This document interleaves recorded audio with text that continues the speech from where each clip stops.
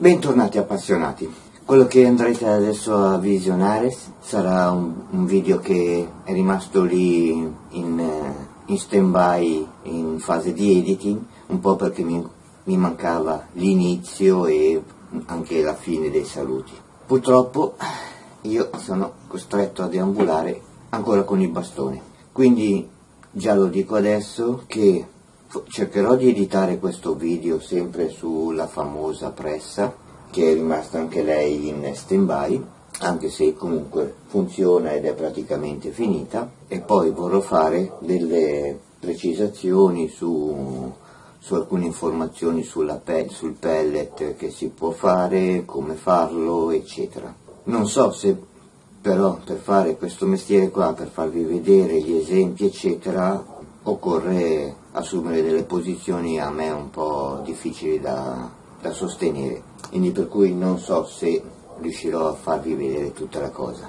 Quello che cercherò comunque di fare è ricominciare un attimino da me stesso, per il semplice fatto che questo discorso della gamba e purtroppo la sanità italiana fa passare proprio la voglia di vivere, perché calcolate che da gennaio per alcuni esami ce l'ho addirittura a fine anno, a dicembre, sono riuscito a prendere gli appuntamenti per dicembre, quindi capite che mi passerà tutto un anno senza lavorare, senza guadagnare un soldo, quindi con problemi finanziari piuttosto importanti, per non dire molto gravi. Però ecco, cercherò di fare dei video comunque alla mia portata, che siano sempre utili, perché fare video per fare video no.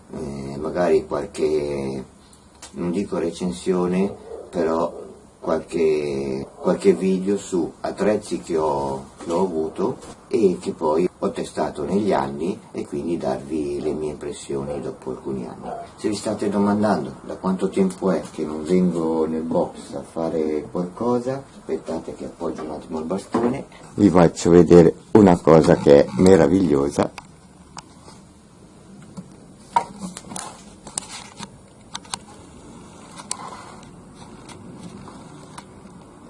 Ebbene sì, un merlo mi ha nidificato e ha fatto i piccoli nella mio box.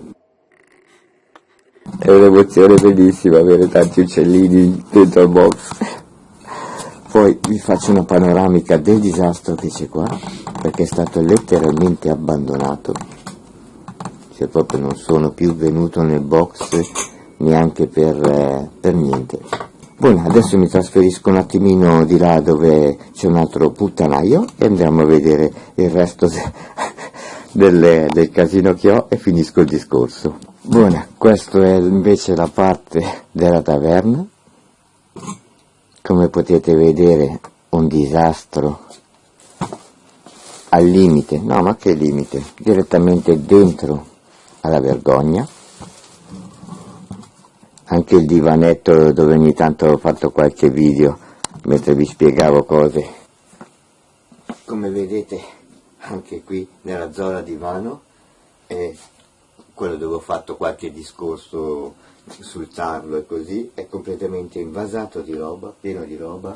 Purtroppo stavo anche cercando di raccogliere il cartone per il pellet e niente, è tutto qua perché purtroppo faccio fatica a stare in piedi, per cui ogni movimento diventa una sofferenza, perché appena sforzo un po' il piede che cerco di fare qualcosa, perché io ci provo, la caviglia o addirittura il ginocchio mi si gonfiano, fate una spanna di larghezza, cioè proprio in maniera mostruosa. E purtroppo i medici, l'unico che sono riuscito a incontrare per una specie di visita, non sa nemmeno qual è la causa e non si sa che cos'è, quindi per cui sono anche all'oscuro di anche solo intuire i tempi di guarigione o se migliorerà. Niente, sono nel marasma più completo, nel buio più completo. Mi siedo e finisco il discorso, ecco che seduto è già meglio, quindi per cui non so neanche quando non solo riprenderò a fare delle cose qui in laboratorio. Il mio problema più grande sinceramente attualmente è il fatto che io non so quando posso ricominciare a lavorare, Perché? Perché non posso caricare nemmeno la roba in macchina. Guidare no, ce la faccio, non fa malissimo, ma una volta anche arrivato sul lavoro non ho la forza fisica per portarmi sull'attrezzatura e questa gamba qua, quella destra, non può stare in ginocchio, non la posso piegare, non ci posso fare praticamente niente, cioè questa gamba è come se non l'avessi, anzi è peggio che se non l'avessi, perché ce l'ho e purtroppo è dolorante, quindi il dolore poi mi blocca. Quindi per cui ecco, stavo pensando che questa è la pentola del coso della pompa del vuoto, con il suggerimento del mio caro amico del canale Che te lo dico a fare, mi ha detto potresti fare magari una recensione e dire come ti trovi quella pompa dopo qualche anno, e siccome in effetti è passato un po' di tempo e un paio di cosette utili magari da sapere ci sono, mi piacerebbe fare, però mi dovrò far aiutare, prendere tutte le mie troncatrici e sistemarle su un tavolo, anche quelle, la mia primissima troncatrice, fargli vedere qualcosa d'epoca, però la solidità di alcune macchine dell'epoca, e farvi quindi un video su come scegliere una troncatrice, basandosi su quelle che sono due macchine comunque professionali, di cui una nuova che conoscete, la mia Salvarani, più quella antica, quella molto vecchia, e ovviamente anche parlando della Bosch Professional che mi è rimasta, e dovrei anche aver conservato una della Steyr, e anche quella lì. Poi ne dovrei avere anche un'altra ancora, però adesso mi ricordo queste tre. E niente, fare video così. Quindi per cui, adesso vi lascio il video, che ve l'ho detto, è un video vecchio, quando ancora riuscivo a fare le cose, che è il proseguo della pressa. Poi, se riesco, editerò anche un finale. Sarà un finale triste, perché se riesco vi faccio vedere anche come funziona. Cercherò di mettermi lì un attimino con pazienza, trovare la posizione per farvi vedere come funziona e spiegarvi poi, dopo il funzionamento, spiegarvi un paio di peculiarità sul pellet che si può fare. E con questo vi saluto ora, visto che non mi ricordo se nel video mezzo editato ci sono i saluti, e con questa io spero di sentirmi praticamente in obbligo comunque con voi, di portarvi qualcosa, perché io a voi vi devo davvero molto, a voi tutti iscritti io vi devo tantissimo, perché mi avete sempre incoraggiato, mi avete dato la forza anche in momenti molto bui. Questo purtroppo è un altro momento buio, sono un po' di anni che non riesco a trovare un po' di serenità, però tante cose, tante difficoltà le ho superate proprio grazie a voi. E quindi, sempre cercando di autospronarmi con il vostro supporto, cercherò insomma di tornare a impegnarmi anche a editare qualche video, e come piace dire a me, quasi quasi che mi viene da dire come piaceva dire a me, ci vediamo alla prossima. Ciao appassionati.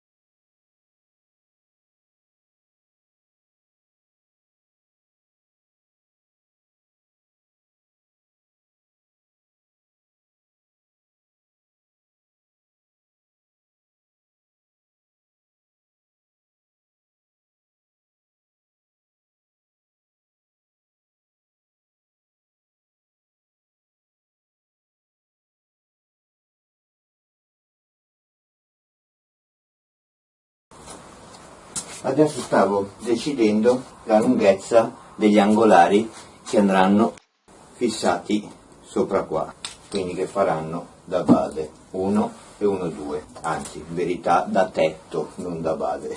Come faccio a prendere questa misura e più o meno azzeccarla, diciamo così, la lunghezza? Perché non voglio avere un cadenasse in mezzo ai piedi gigantesco, vorrei cercare di renderlo molto compatto e minimal, proprio il minimo indispensabile. Quindi ho aperto questo, che è la scatola che serve per aprire dove verrà compresso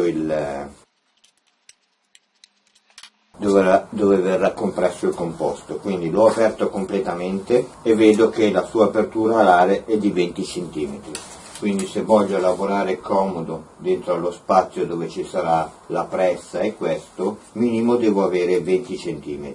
Da questi 20 ci devo aggiungere gli scatolati che faranno da pilastro. Ne ho sia da 5 che da 4. Ammazzo, diciamo, prendo per le corna al toro, prendo comunque la misura più grande, 1 centimetro per lato, poi al massimo si può tagliare. Quindi abbiamo detto 20 più 5 fanno 10, 20 più 10 fanno 30. Calcolando che ci vogliono un paio di centimetri per parte di agevolazione, cioè per essere ancora più comodo, 35, 30, sarebbero 34, lo taglio a 35 e così diciamo che con una misura di 35 in teoria ci sto dentro con tutto. Poi una volta che lo assemblo, se posso stringerlo un po', non faccio altro che posizionare i pilastri più interni e l'esubero si taglia.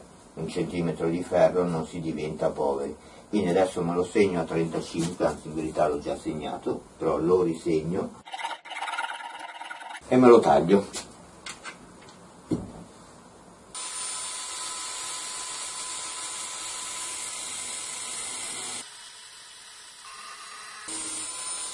Me ne serviranno 2, quindi ne farò 2. Avrei voluto degli angolari più larghi, perché questo è da 20 per 20, no, 20 per 30, ma questo che è più stretto, appunto un 20 per 30 invece che l'altro che è 30 per 30, ma il 30 per 30 è più sottile. Questo è un 4 mm, e invece quello là è 3, quindi vorrei sfruttare questo che è più grosso. Buona, adesso questo qua mi prendo le misure per fare e posizionarlo qua, 1 e 2. Quindi con i fori che ho fatto non faccio altro che segnarli tenendo il centro della pompa con il centro fra dei 35. Quindi questi saranno a metà, non del diametro superiore, non mi interessa questo. Quello che mi fa da centro è il perno dove c'è la pompa. Per spiegarmi, questo è il centro della pompa.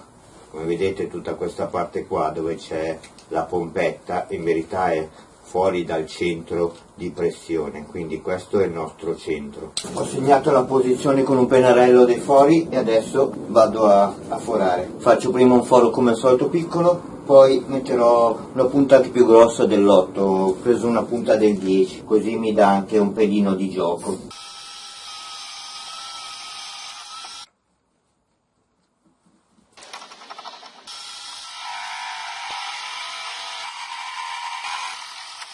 Voilà, e adesso mi foro anche l'altro. Ho fissato quello che saranno, diciamo, la base con i bulloni. Non è stato semplicissimo, ulteriore volta che vi dico prendete quello grosso, anche perché per farci stare i bulloni è stato un'impresa. Io addirittura ho dovuto scavare un po' il ferro per far sì che entrasse dritto il bullone, quindi lavorare con la roba piccola è un po' un casino. Comunque, a parte questa cosa, adesso ho bisogno di stabilire la lunghezza dello scatolato, diciamo così, no? Della pressa. Quindi cosa faccio? Prendo il pezzo che ho dove verrà schiacciato dentro il composto e lo metto a filo, più o meno lo stacco 1 centimetro dalla fine della corsa. Misurandolo dalla base fino alla fine abbiamo 34. Ai 34 ci aggiungo i 2 centimetri perché ho intenzione di fissarlo con dei bulloni al lato, quindi diventano 2 centimetri di qua e 2 centimetri di là. di 4 cm, 34 diventa 38, metto un centimetro di gioco e faccio 39. Purtroppo volevo usare un bello scatolato pesante, questo del 5 che ho usato per il soffione, ma non mi basta per fare 4 gambe, quindi prendo quello che ho e quello che ho ancora lì di recupero, anche se praticamente è nuovo, ho un 30x20, quindi farò le gambe con un 30x20, uno scatolato 30x20. Lo so, che palle, occhiali di protezione. Sì, lo dico, a prudenza, piccolo spruzzino per raffreddare.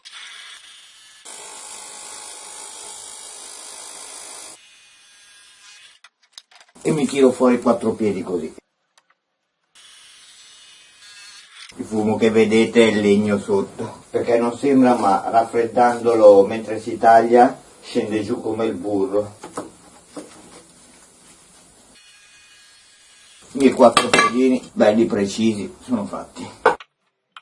Adesso andranno forati per ancorarli agli angolari. Ok, adesso le 4 gambe devo fargli 2 fori di qua e di qua per ancorarlo alla staffa. Quindi sono 2, 4, per 4 sono 16 fori. E sono un po' tanti. Quindi per cui l'angolare dalla parte da avvitare è lungo e alto 20. Quindi regolo il calibro a 10 e mi sono segnato il 10. Poi ho visto che più o meno 10 va bene anche come distanza fra i bulloni, i 2 punti. I 2 punti che ho trovato, ho messo un riscontro di qua, un riscontro di qua, lo appoggio, faccio il foro, lo appoggio di qua e faccio il foro. Così riesco a velocizzare, questo poi senza segnare né niente, non faccio altro che 1 e 2. E quindi vado a fare i miei fori ripetuti.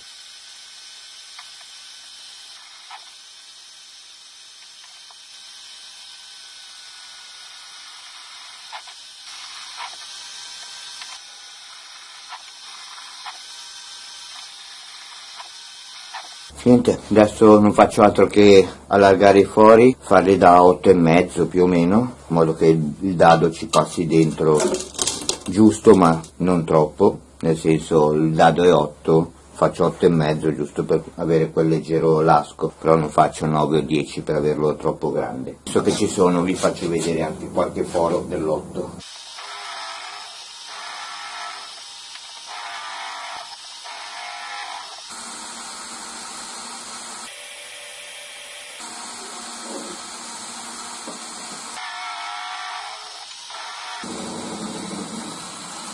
Comunque rende davvero veloce, un attimino perdi 5 minuti a fare jig di questi tipi, no? I riferimenti, ma poi una volta poi persi quei 5 minuti risparmi 20 minuti di segnature, centrature, spesso e volentieri un jig salva la vita. Sto assemblando più o meno i pezzi. Questi ancora non sono ancorati né niente, sto facendo solo delle prove per capire se intanto ci siamo. I dadi qua dentro, penso che addirittura me li saldo, i dadi che ci sono qua dentro. Questi. Gli do un paio di colpi di saldatura, così rimangono in posizione e poi quando li avviterò quelli sono già in posizione, perché adesso sto guardando tutto lo squadro ed è tutto, ovviamente non sto qui a farveli vedere tutti, sono tutti belli precisini e niente, mi sto guardando lo squadro. Una volta che mi sono a posto vorrei dargli qualche punto di saldatura, così i dadi in teoria sono già in posizione dove poi quando sviterò per verniciare e fare almeno sono già fermi, perché mettere, come sapete, la rondella e il dado dentro con un dito è sempre fastidioso, quindi me li blocco lì in posizione. E niente, diciamo che come misure ci siamo, perché qua ci va ancora il suo pezzetto, quello che ho costruito con i magneti da posizionare qua,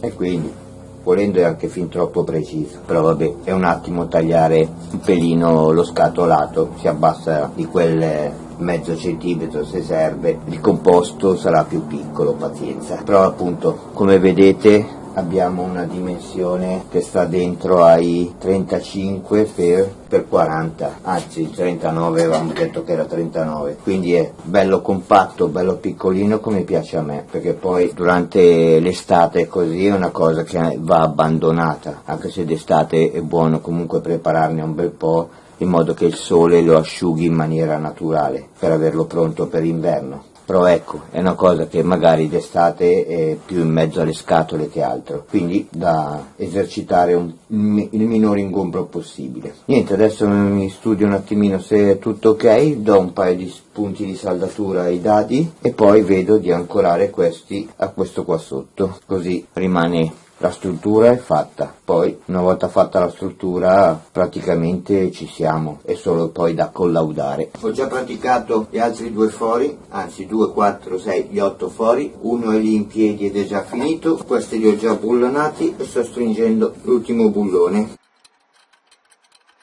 Non dovevo dire che era l'ultimo bullone, lo sapevo, mai dire l'ultimo bullone, perché? Perché è garantito che l'ultimo bullone ti fa tribulare. Se dici è l'ultimo, sei fregato. Mai dire l'ultimo. All'ultima lettera si spacca il posacenere, all'ultima vite si spezza la punta. Entrate tutte facili, Ma non riesce a rimanere in mano niente. Con l'ultima. E andiamo avanti, vediamo quanto insiste. Pazienza.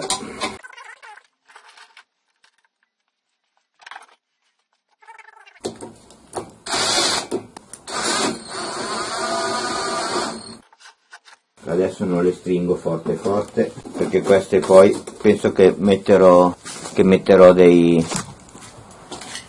distanziatori qua in modo che non fargli permettere questo gioco qua. Probabilmente salderò delle piastre, almeno 2 sopra e 2 sotto, in modo che mi rimanga fermo in squadra. Comunque, saldate le 2 piastre, poi credo che faremo la prima prova. Se tutto va bene, una bella pulizia, una bella sgrassata e dopodiché una bella verniciata. Soprattutto mi interessa verniciare bene questo, perché sarà roba ricca di umidità, lo dovrà strizzare questo, quindi per cui uscirà acqua. Perciò mi serve che, onde evitare ruggine così, che sia piuttosto ben protetto dalla ruggine. Quello che ancora non so, forse sì, forse no, fare una colata di cemento dentro qua per rendere forse la cosa un pelino più rigida. Vediamo nel momento in cui lo azionerò, se vedo che si deforma troppo vediamo un attimino se è il caso di aumentare qualche spessore qua e là, però oddio, non è che debba fare una pressione enorme,